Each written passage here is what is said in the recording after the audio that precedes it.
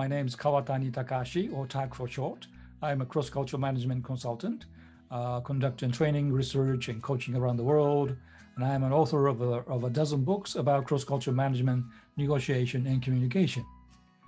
In this second section of the video, I'd like to talk about 4 things step by step. First, what is a cross-cultural trainer or consultant, and why is it in big demand now? Number 2, how Japan experience can help people shine in business and in private.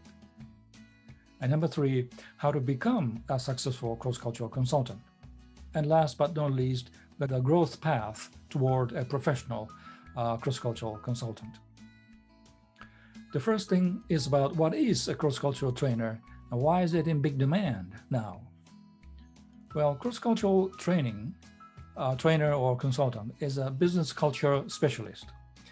She trains, coaches, and teaches business people how to navigate cultural differences and perform to the best of their talent and with a good heart. I said business people, but it doesn't mean someone working for a company. Business people could be doctors or nurses, military officers, diplomats, or researchers, or business owners, artists and athletes, or professions of all types, as long as they're working with people from different cultures, languages, races, and industries. So they are engaged by clients, business or non-profit organizations or governments, and they conduct training at a training room, CEO's office, or online. The training can be a few hours to a few days or a few months if it's a consulting project.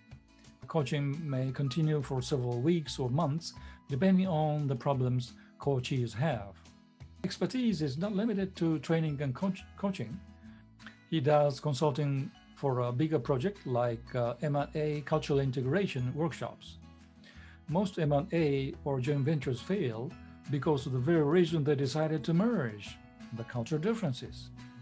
They end up separating not because of the differences, but the failure to manage the differences, and because synergy doesn't happen as they expected. That's where cross-cultural consultant comes in and acts as a cultural mediator, facilitator, or trainer.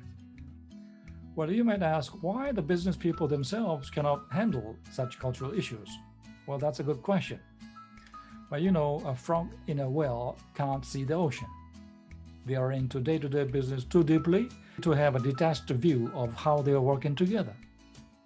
And often people might be politically motivated or against one another.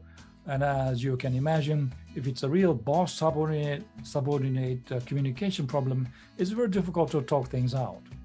That's why clients call in an external helping hand or consultant like ourselves to get them on the right course of conversation and see things from the mutual collaborative perspective. This is our value, role of a consultant, where we may not know the business content, but we know how and where conflicts occur and how to help them resolve problems. The professional fee of a consultant is very tiny if you compare it to the failed joint venture or teams that can be too costly and unrecoverable at times. So are you getting a clear picture about what cross-cultural trainer does and why it is in big demand now? In the next video, let me share with you how Japan experience can help people shine in business and in private.